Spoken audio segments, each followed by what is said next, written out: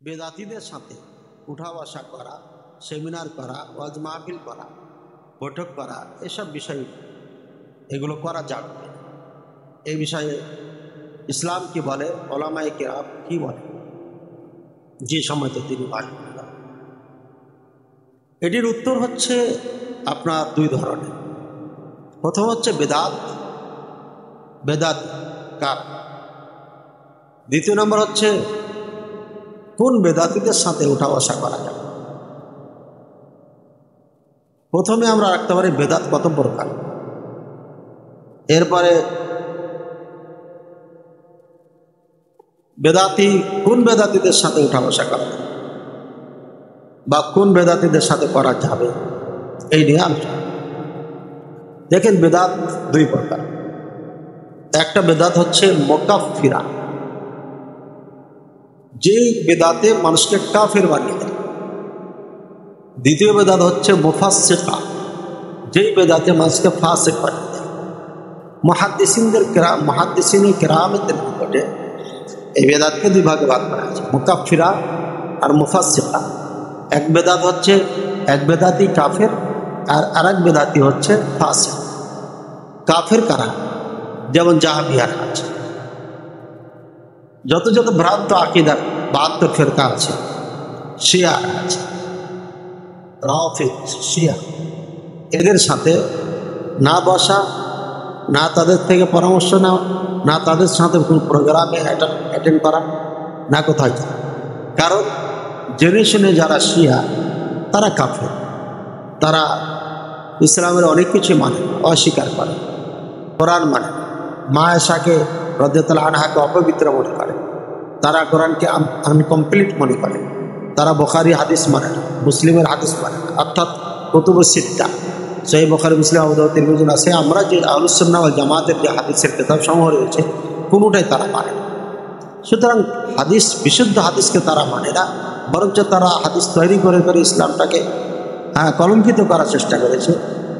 তারা মাজার পূজার দিকে মানুষকে ডেকেছে, কবর পূজার দিকে মানুষকে আহ্বান জানাচ্ছে, এবং গোটা মধ্যপ্রাচ্যে তারা আগুন জ্বালিয়ে রেখেছে। মেলা কিছু আছে।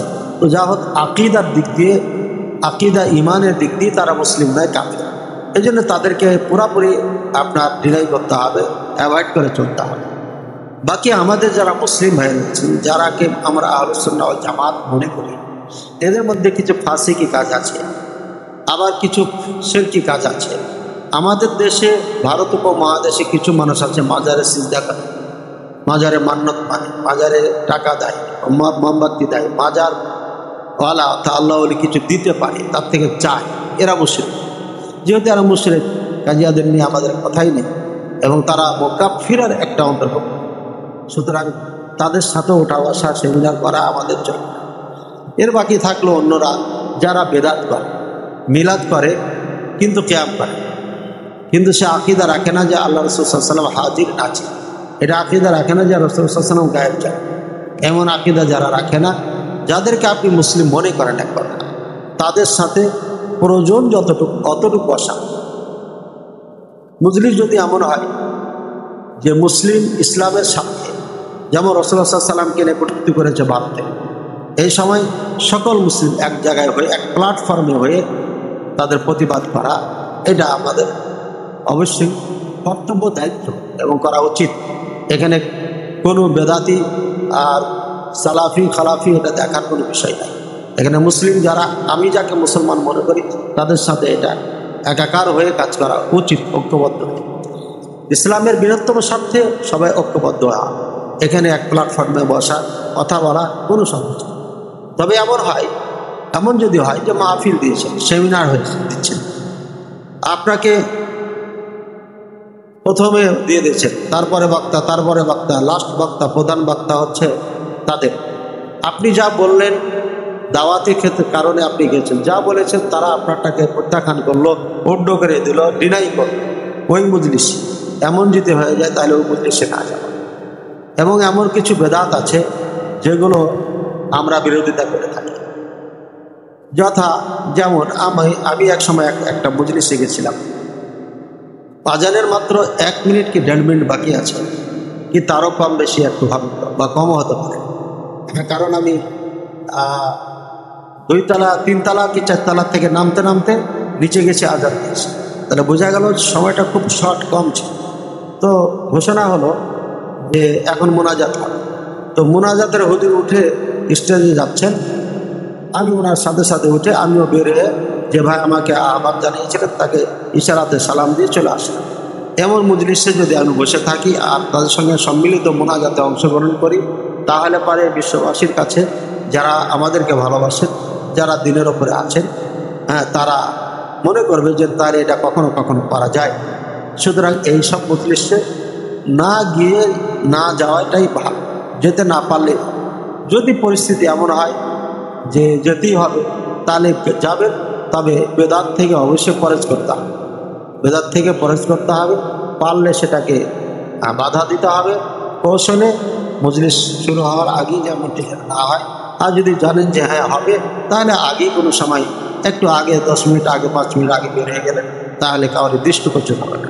অনেক সময় মোনাজাত শুরু হলো আর আপনি বের হয়ে গেলেন, খারাপ দেখাবে। অথবা আপনি বসে আছেন হাত উঠাচ্ছেন, এটাও খারাপ দেখাবে। শুধু এমন মজলিস থেকে আমাদেরকে পরহেজ করতে হবে এবং এগুলো থেকে অ্যাভয়েড করতে হবে, দূরে থাকতে হবে। যদি এমনটি না হয়, আপনাকে সম্মান দেয়, শ্রদ্ধা করে এবং সেখানে কথা বলার স্বাধীনতা দেয়, আমি আপনার কথা অ্যাকসেপ্ট করবে, সেটার উপরে কেউ ভেটো যদি না দেয়, ওটা যদি সে কেউ প্রত্যাখ্যান না করে, তাহলে ওই মজলিসে যেতে কোনো সমস্যা নেই। দাওয়াতি ক্ষেত্রে আপনি যেতে পারেন। যদি ভালোবাসা মহাব্বতের সাথে এমনটি হয় তাহলে যেতে পারেন। এমন একটা অবস্থা আছে যে আপনার এলাকাতে কোনো ভালো পরিবেশ সমাজ নাই, সব বেদাত, তাহলে আপনাকে ওখানে কৌশল করে তাদের সাথে মিলেমিশে থেকে আপনাকে দিনের কাজ ছড়িয়ে যেতে হবে। আল্লাহ রাসূল সাল্লাল্লাহু আলাইহি ওয়াসাল্লাম বলছে খয়রুকুম মান ইখালিতুন নাস, যে ব্যক্তি তোমাদের মধ্যে উত্তম হচ্ছে ওই যে মানুষের সাথে মিশে। কাজে আপনাকে মানুষের সাথে মিশতে হবে, সব প্রকারের মানুষের সাথে মিশতে হবে। কিন্তু মিশার আপনাকে অবস্থা, জায়গা, সময়, প্রেক্ষাপট সব কিছু জেনে বুঝে মিশতে হবে, যাতে করে আপনার জয় হয় এবং আপনি তাদেরকে দাওয়াত দিয়ে আসতে পারেন। এমনটি যদি হয় তাহলে অবশ্যই সেখানে যাওয়া ভালো এবং আপনার দাওয়াতটা পৌঁছানো ভালো। যদি দাওয়াতি কোনো প্ল্যাটফর্ম আমাদের না থাকে, আলহামদুলিল্লাহ আজাদিদের জন্য, সালাফদের জন্য দাওয়াতের প্ল্যাটফর্ম আছে।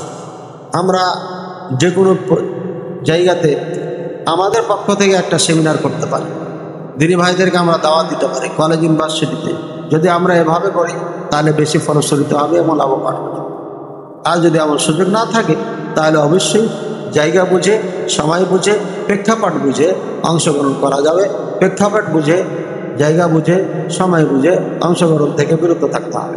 আল্লাহ তাআলা আমাদের সবাইকে বোঝার তৌফিক দান করুন এবং উম্মতে মুসলিমাকে এই ক্লান্তি লগ্নে ঐক্যবদ্ধ হয়ে কাজ করার তৌফিক দান করুন। ইসলামের বৃহত্তম স্বার্থে আমাদের ছোটোখাটো মতনাক্য এবং আমাদের মাঝে যেগুলো নিয়ে বিতর্ক রয়েছে, এই বিতর্ক জিনিসগুলোকে পিছিয়ে ফেলে সুন্দরভাবে সকল মুসলমানকে কোরআন সুন্নাহর ছায়াতে এসে কোরআন সুন্নাহ ভিত্তিক মানুষকে দাওয়াত দিই এবং এক প্ল্যাটফর্মে এসে সবাই কাজ করি, এটি আমাদের সবসময় আহ্বান। আল্লাহ তাআলা আমাদের সবাইকে বোঝার তৌফিক দান করুন এবং আল্লাহ তাআলা আমাদেরকে কোরআন সুন্নাহ ভিত্তিক সবাইকে দাওয়াত দেওয়া এবং নিজে চলা আল্লাহ আমাদের তৌফিক দান করুন। আমি সাল্লাল্লাহু আলা নবিয়িনা মুহাম্মদ ওয়া আলা আলিহি ওয়া সাহবিহি ওয়া সাল্লাম।